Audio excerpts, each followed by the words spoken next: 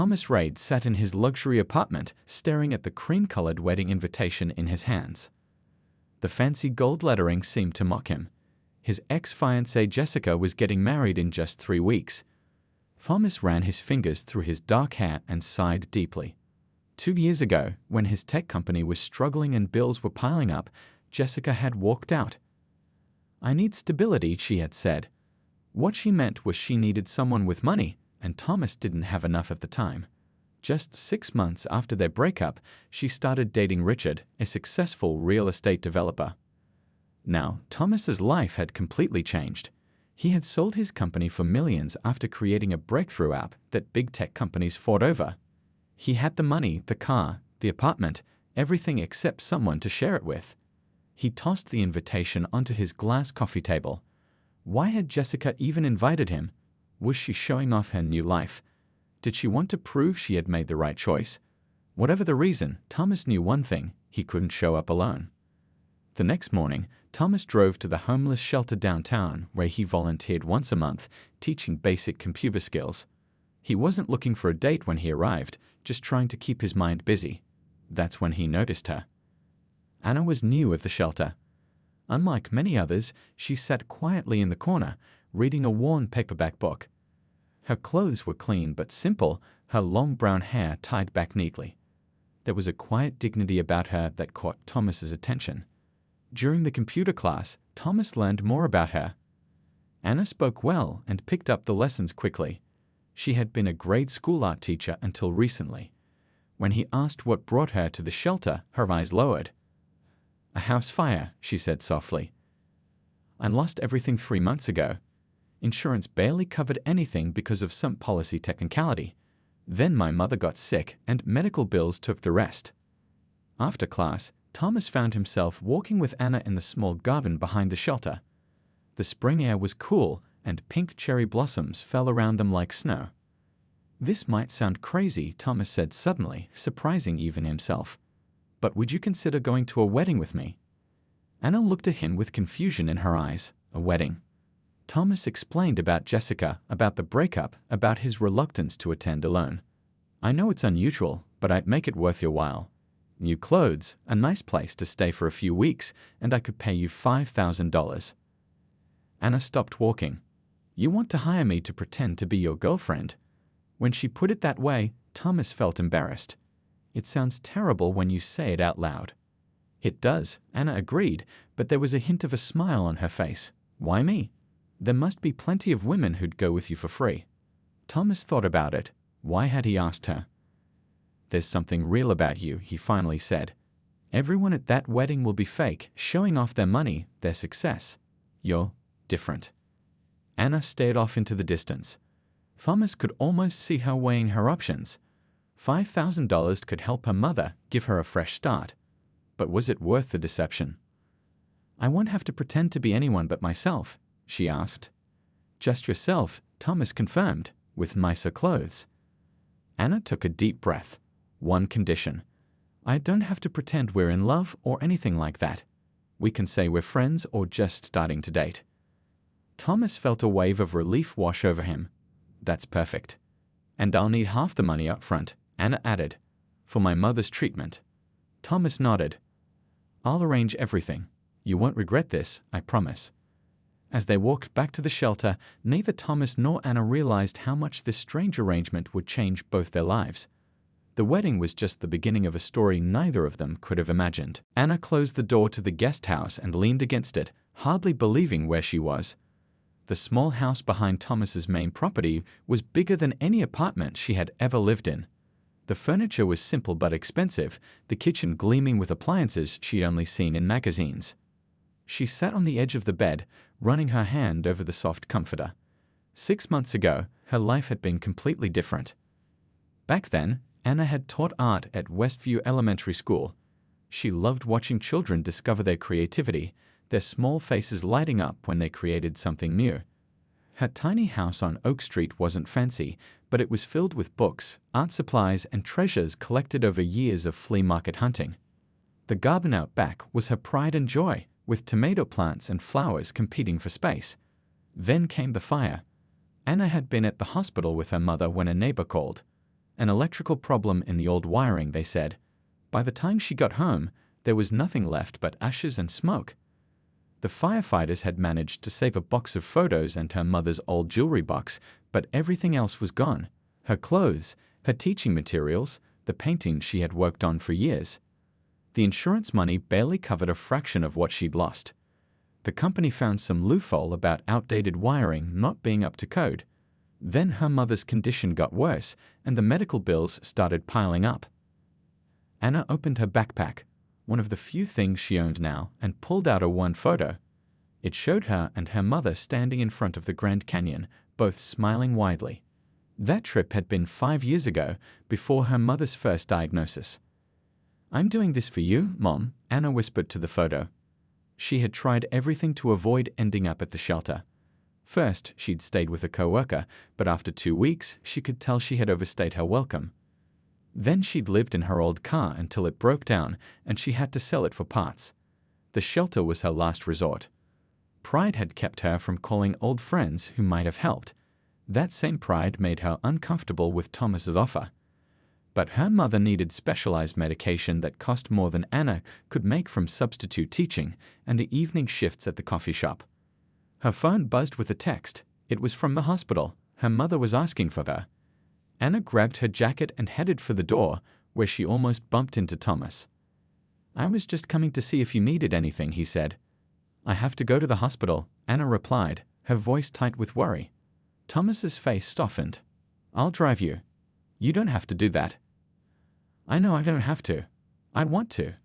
In the car, Anna stared out the window as the city passed by. "She has lymphoma," she said finally. "It was in remission, but it came back worse this time. The treatments are experimental." Thomas nodded, keeping his eyes on the road. "My dad had cancer when I was in college.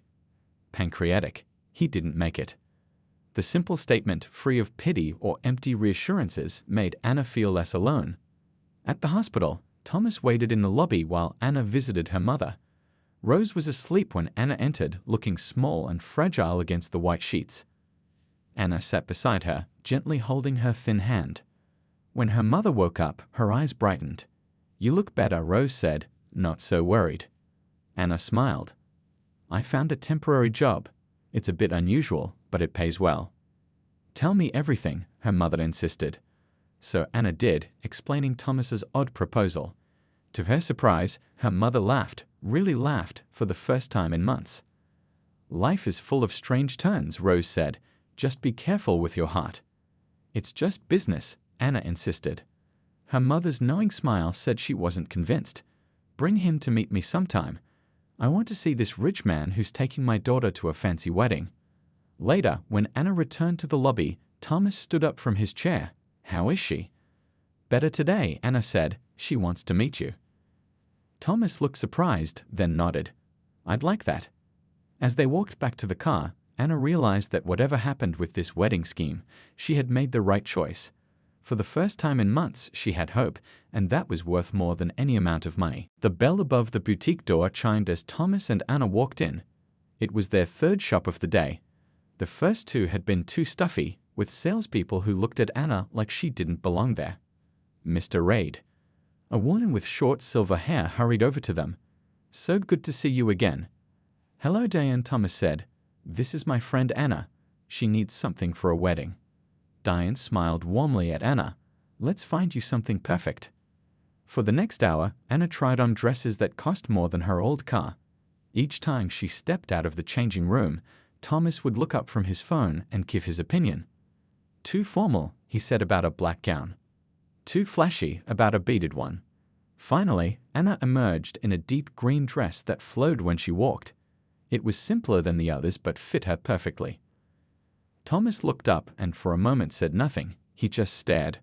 "Well?" Anna asked, suddenly self-conscious. "That's the one," he said softly. Later that day, they visited a salon where Anna's hair was trimmed and styled. She hardly recognized herself in the mirror afterward. The tired woman from the shelter was gone. In her place was someone who looked like she belonged in Thomas's world. Back at the guest house, Anna carefully hung up the green dress. Thomas had insisted on buying her other clothes too. "You can't wear a gown to breakfast," he had joked. A knock came at the door. It was Thomas with a small jewelry box. "Just some finishing touches," he said, handing it to her. Inside was a simple silver necklace with a small emerald pendant and matching earrings. "I can't accept this," Anna said immediately. "It's part of the deal," Thomas insisted. "We need to be convincing." "But these must cost." "They belong to my grandmother," Thomas interrupted. "Just borrowing them to you." Anna nodded, relieved they weren't a new expense. "Thank you." The next week flew by. Each morning, Anna would visit her mother, whose spirits had improved since starting the new treatment that Anna could now afford. In the afternoons, Thomas taught Anna about the people who would be at the wedding. "Jessica's father owns half the real estate in the city," he explained as they sat on his patio. "Her mother comes from old money but pretends she earned it herself." Anna tried to memorize the details. "And how did we meet again?" "At the art gallery opening on 5th Street, Thomas said. "You were consulting on their new modern exhibit." "That's not too far from the truth," Anna said. "I did help curate a student art show once." Thomas smiled. The best lies always contain some truth. One evening, Thomas invited Anna to join him for dinner in the main house. He had been teaching her which forks to use for which course, information she had never needed before. As they practiced, Anna asked the question that had been bothering her. "Why did you and Jessica really break up?" Thomas was quiet for a moment. "She said it was because my company was failing. I was working 18-hour days trying to save it. No time for fancy dinners or weekend trips." He twisted his napkin. "But I think the truth is she never really saw me. She saw my potential bank account." "Her loss," Anna said simply. Thomas looked up, surprised. "You're the first person who hasn't said I'm better off without her." "Aren't you?" He laughed, a real laugh that made the corners of his eyes crinkle. "I'm starting to think so." As dinner went on, they found themselves talking less about the wedding and more about everything else: books they'd read, places they wanted to visit, dreams they'd had as children. Later, walking back to the guest house, Anna realized something that worried her. She was beginning to enjoy Thomas's company too much. This was supposed to be business, a strange business, but still just a transaction. She couldn't afford to forget that. At her door, Thomas hesitated. "Anna, It's getting late," she said quickly. "We both need rest. The wedding is in 3 days." Thomas nodded, his expression unreadable. "Good night, then." "Good night, Thomas." Hannah closed the door and leaned against it, her heart beating too fast. This was supposed to be simple. Now it felt anything but. The car rolled to a stop in front of the Ocean View Resort. Hannah peered through the window at the sprawling white building with its perfect gardens and ocean backdrop. Her stomach tightened with nerves. "Ready?" Thomas asked, adjusting his tie one last time. Anna smoothed her green dress and nodded. "As ready as I'll ever be." The driver opened their door, and Thomas stepped out first, then offered his hand to Anna. As she emerged from the car, she felt the sea breeze catch her hair, which had been styled in loose waves. The emerald earrings caught the sunlight. "You look beautiful," Thomas said quietly, and Anna could tell he meant it.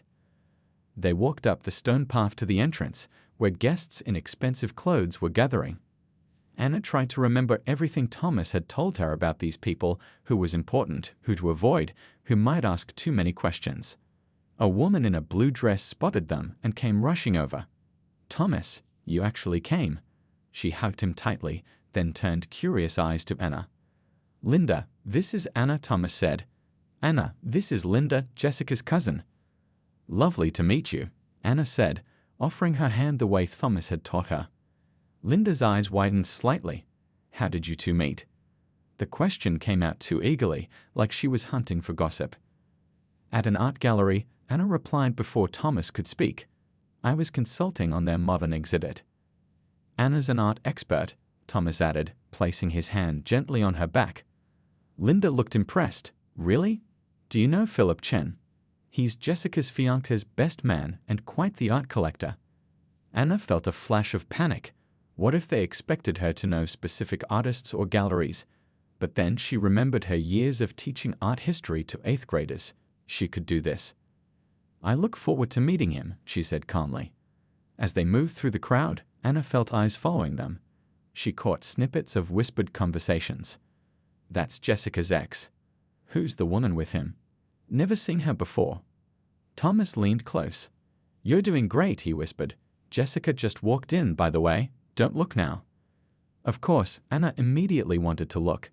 She waited a few seconds before casually turning to see a tall blonde woman in a cream-colored cocktail dress. Not the bride's dress. This must be for the rehearsal dinner. Jessica was exactly as Thomas had described, beautiful in a perfect, almost artificial way. When she spotted Thomas, her smile faltered for just a second before she composed herself and headed straight for them. Thomas, she said, air-kissing his cheek.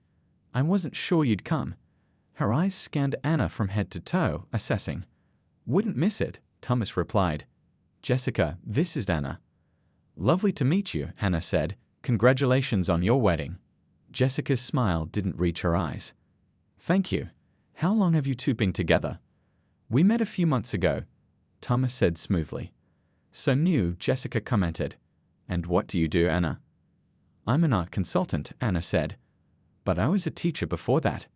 How interesting, Jessica said in a tone that suggested it was anything but. Thomas always did have eclectic tastes. Before Anna could respond, a man's voice called out, Is that Anna Vasquez? Anna turned to see an older man with gray hair and glasses approaching them. She didn't recognize him at all. Professor Taylor? Thomas asked, looking confused. The man smiled broadly. Yes, and I recognize Ms. Vasquez from the Midwest Art Education Conference 3 years ago. You gave that brilliant presentation on teaching Renaissance techniques to middle schoolers. Anna froze. This wasn't part of the plan. She had attended that conference, but she couldn't remember any Professor Taylor. Jessica's eyes narrowed with interest. You two know each other? The professor nodded enthusiastically. Not personally, but I never forget a good presentation. I've used some of your techniques in my university classes, Ms. Vasquez. Anna's mind raced. Should she admit she was that person? Deny it? Make up a story about a cousin with the same name? Thomas squeezed her hand gently, a silent message of support. Whatever she decided, he would back her up. Anna took a deep breath and made her choice. Yes, that was me, Anna said, her voice steady despite her racing heart. It's nice to be remembered for that presentation. Professor Taylor beamed. Your ideas about making art accessible to all students were inspiring. What happened? You seemed to disappear from the education scene. Anna felt Thomas tense beside her. Jessica was watching them like a hawk, clearly sensing something interesting was happening. Life took an unexpected turn, Anna said simply, but I'm finding my way back. She's being modest. Thomas cut in. Anna's work with underprivileged children is remarkable. Professor Taylor nodded approvingly. We need more dedicated educators like you. Are you still teaching? Taking a break, Anna said. But I miss the classroom every day. Before Jessica could ask more questions, the event coordinator announced it was time to move to the dining room for the rehearsal dinner. Thomas guided Anna away, his hand gentle on her back. I'm sorry, Anna whispered. I couldn't lie to him. Don't be sorry, Thomas replied. You handled it perfectly. During dinner, Anna was seated next to Thomas at a table far from Jessica's. She could feel Jessica watching them throughout the meal, her eyes calculating. Your ex keeps staring at you, Anna commented between bites of grilled salmon. Thomas shrugged. Let her stare. Aren't you worried she'll figure out our arrangement? Less worried about that than I am about Professor Taylor stealing you away for his university, Thomas joked, but his smile didn't quite reach his eyes. After dinner, the guests mingled on the terrace overlooking the ocean. The sun was setting, painting the sky in shades of orange and pink. Anna found herself alone at the railing, taking a moment to breathe. It's beautiful, isn't it? Jessica appeared beside her, champagne glass in hand. Breathtaking, Anna agreed cautiously. Jessica sipped her champagne. So tell me the truth. How much is he paying you? Anna nearly choked. Excuse me. Thomas, how much to pretend to be his girlfriend? Jessica's perfectly made-up face showed no emotion. Don't bother denying it. I know him better than anyone. Anna turned to face the ocean, buying time to think. You don't know him at all, she said finally. If you did, you wouldn't have left. Jessica laughed, the sound brittle. You think I don't regret it? I made a mistake. Richard looks good on paper, but he's boring. Thomas. She paused. Thomas finally became what I always knew he could be. A bank account. Anna couldn't keep the edge from her voice. Jessica's eyes narrowed. You don't understand. We have history. History isn't always worth repeating. Before Jessica could respond, Thomas joined them. Everything okay here? Perfect, Jessica said, touching his arm. I was just telling Anna how happy I am that you moved on. She leaned closer. Though we should talk later. Privately. After Jessica walked away, Thomas turned to Anna. What was that about? She knows, Anna said quietly. About our arrangement, and she wants you back. Thomas ran a hand through his hair. That's not going to happen. Why not? She's beautiful, successful. She's from your world. My world. Thomas looked genuinely confused. All this, Anna gestured around them. Luxury resorts, expensive champagne, people who summer in Europe. Thomas was quiet for a moment. That's not my world. That's just stuff. None of it made me happy. What does make you happy? Anna asked, suddenly needing to know. Before he could answer, Professor Taylor approached them again, this time with another man, tall and distinguished-looking. Ms. Vasquez, I'd like you to meet Dean Wilson from Westview University, the professor said excitedly. I've been telling him about your innovative teaching methods. The dean extended his hand. Professor Taylor speaks highly of you. We're actually looking for someone to lead our community outreach art program. Would you be interested in discussing it? Anna's mouth fell open. Yes, of course. Wonderful. Here's my card. Call my office Monday to set up an interview. As they walked away, Anna stared at the business card in her hand. A real job. A chance to teach again. To help her mother without relying on Thomas's charity. She looked up to find Thomas watching her, his expression unreadable. Thomas, Don't, he said softly. You don't need to explain. This is a good thing. But our deal was the best money I ever spent, he finished with a sad smile. The wedding ceremony the next day was picture perfect. White chairs lined the beach, flowers decorated every surface, and the ocean provided a stunning backdrop. Anna sat in the back row, watching as Jessica walked down the aisle to marry Richard. Thomas sat beside her, his face carefully blank. Are you okay? Anna whispered. Thomas nodded slightly, better than I expected. After the ceremony, the reception began in a huge tent set up on the resort's lawn. String lights hung from the ceiling, and the tables were decorated with white roses and candles. A band played soft music as servers carried trays of champagne. Anna found herself at the dessert table, admiring a tower of cupcakes when Jessica approached. Enjoying herself? Jessica asked, her wedding dress rustling as she moved. It's a beautiful wedding, Anna said politely. Congratulations again. Jessica smiled tightly. I saw you talking with Dean Wilson yesterday, getting a job offer already. Anna hesitated, uncomfortable with Jessica's tone, just exploring possibilities. Funny timing, Jessica said, taking a strawberry from a nearby platter. Almost like you planned it. What do you mean? First you show up with Thomas, then you network your way into a job. Very efficient. Anna shook her head. It wasn't planned. Sure it wasn't. Jessica leaned closer. Let me give you some advice. Thomas gets bored easily. Once he fixes someone's problems, he moves on. That's what happened with his last charity case. Anna felt her cheeks burn. I'm not a charity case. Please. Jessica rolled her eyes. I know he's paying you. What I don't know is what else you're doing to earn it. The implication hung in the air between them. Anna stepped back, stunned by the cruelty. You don't know anything about me, Anna said quietly. I know your type, Jessica countered, using a sob story toe. That's enough, Jessica. Thomas's voice cut through their conversation. He stood behind Anna, his face tight with anger. You've said more than enough. Jessica's expression softened instantly. Thomas, I was just chatting with your friend. I heard what you said.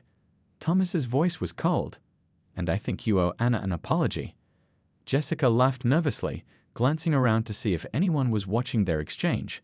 Don't be dramatic. I was joking. No, you weren't, Thomas said. And I'm not laughing. Jessica's face hardened. Fine. Play the hero for your hired date. Everyone knows what this is. She gestured between Thomas and Anna. You're just trying to make me jealous. This has nothing to do with you, Thomas said. Not everything is about you, Jessica. A small crowd had gathered, drawn by the tension in their voices. Richard appeared, looking concerned. Everything okay here? He asked, putting his arm around Jessica. Perfect, Jessica said with a brittle smile. Thomas was just explaining his relationship with Anna. All eyes turned to Thomas. Anna could feel the weight of their stares, the silent judgment, the curiosity. She wanted to disappear. Thomas took a deep breath. You want to know about my relationship with Anna? He asked, looking around at the watching guests. Fine. The truth is, I did ask Anna to come here as my date. We haven't known each other long. Jessica smirked triumphantly. But, Thomas continued, what started as something unconventional has become the most honest relationship I've ever had. He looked at Anna, his eyes softening. Anna lost everything in a fire. She was staying at a shelter where I volunteer. Yes, I offered to help her, but she's given me far more than I could ever give her. Anna stared at him, stunned by his words. She showed me what really matters, Thomas went on. She takes care of her sick mother, she taught art to children, and despite everything life threw at her, she never lost her dignity or kindness. He turned back to Jessica. So yes, I brought her here hoping to impress you. But somewhere along the way, I stopped caring what you thought. The tent had gone completely silent. Even the band had stopped playing. Richard cleared his throat. I think we should cut the cake now, he said, gently pulling Jessica away. As they left, Anna touched Thomas' arm. You didn't have to do that. Yes, I did, he said quietly. I'm tired of pretending. Anna looked into his eyes, suddenly afraid of what she saw there. This wasn't part of their arrangement. This felt real, and real was dangerous. Real could hurt. We should talk, she said. But not here. Thomas nodded. Let's get some air. Thomas and Anna walked along the beach, far enough from the wedding tent that the music became a distant hum. The moon was full, casting a silver path across the dark water. Neither spoke for several minutes. I'm sorry, Thomas finally said. I put you in an impossible situation. Anna shook her head. You didn't know Jessica would react that way, or that Professor Taylor would recognize me. Still. Thomas picked up a small shell and tossed it into the waves. This whole thing was a mistake. Was it? Anna asked softly. I can pay for my mother's treatment now. And that job offer. She trailed off, looking out at the horizon. If it works out, I could start teaching again. Thomas smiled, though his eyes remained sad. That's good. You're a natural teacher. How would you know? You've never seen me teach. I saw how you explained art to Linda. The way your face lit up talking about different styles and periods. He kicked at the sand. You shouldn't have had to stop doing what you love. They reached a small wooden bench facing the ocean and sat down.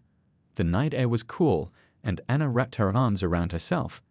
Without a word, Thomas took off his jacket and placed it around her shoulders. What happens now? She asked. That depends, Thomas replied. Are you going to call Dean Wilson on Monday? Anna nodded.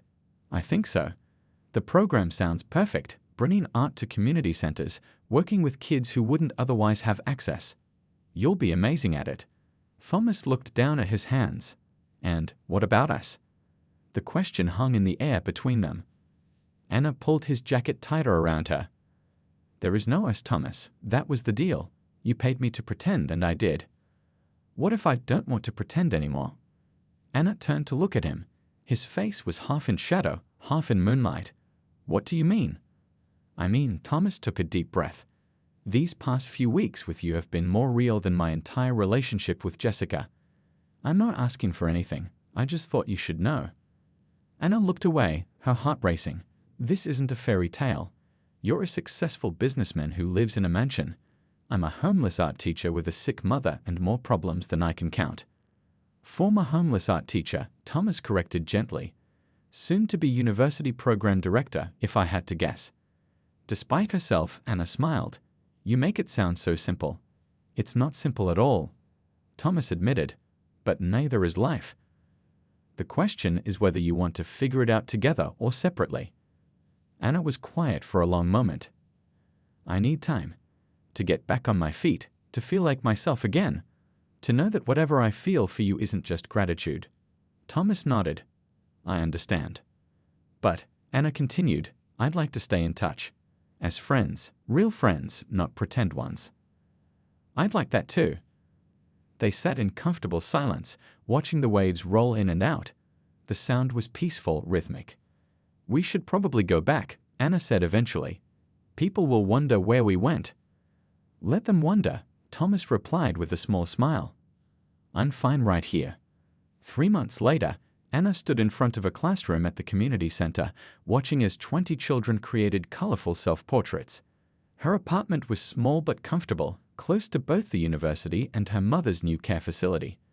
The treatment was working, slowly but working. The door opened and Thomas peeked in.